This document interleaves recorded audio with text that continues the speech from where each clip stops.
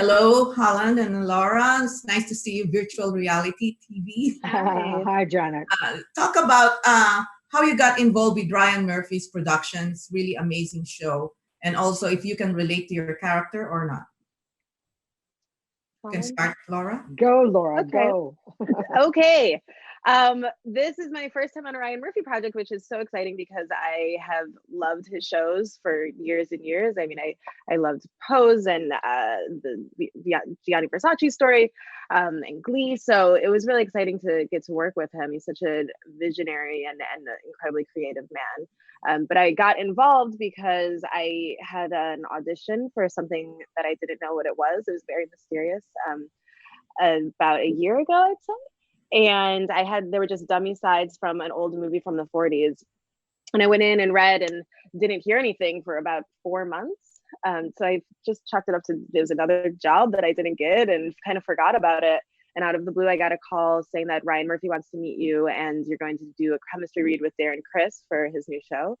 So I very nervously went in and Ryan was sitting silently in the corner and Darren and I did the scene and I guess it went pretty well because the next day I got a call that you are going to be in his new show, Hollywood. Thank you. Holland?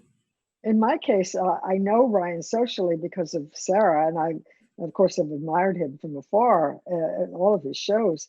I never thought that I would be in a show of his, assuming that Sarah was one of the stars of the show. I didn't think it would be appropriate.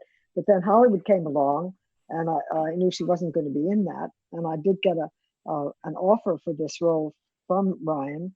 And he said, we have a great part for you. This is, you will be perfect. It is made for you. It is right up your alley. You hear something like that from somebody like Ryan, who's one of his talents is really a genius for seeing a quality that somebody has and that he wants to capitalize on, that he wants to develop. And so I knew I was in for a great ride because, I mean, Ryan he has these gifts that are very hard to quantify, but you just want to be part of the ride. Mm-hmm. And so I did it. And from the first moments, I knew it was going to be one of the favorite roles I have ever had. And it is. It was very sad to say goodbye to this role. And Laura, you mentioned Darren Criss. So how was that working with him and also as an executive producer, is also wearing another hat here?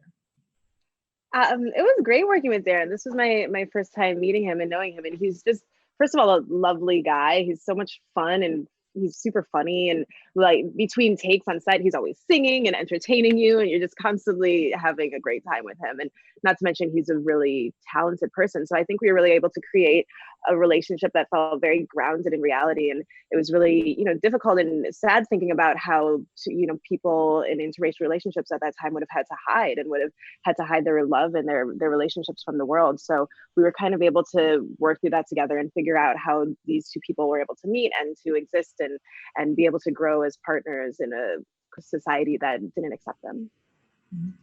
And Holland, why do you think this show is still relevant these days? Why is it relevant?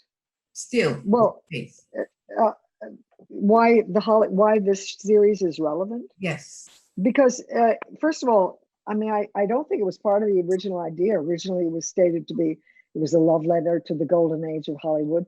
But then I think very quickly Ryan got this notion that if he told sort of some of the key stories were revisionist history, that there were people who had courage to cast people that wouldn't normally be cast in important roles, and that when people would care enough to really fight for it, say, no, I'm going to do this, and I'm going to make this movie about someone that wouldn't normally have their story told. And so you see this, and it's very exciting and very enlivening. And then you realize, but it didn't happen that way. And that creates a kind of rue, a kind of sadness, a kind of sense of regret and loss. And it's from our losses and sadnesses that people grow and change. And so I don't know whether that was Ryan's intention, but certainly a result is that perhaps there is a greater sensitivity, a greater awareness of how important our decisions can be. Thank you very much, guys. It's nice seeing you.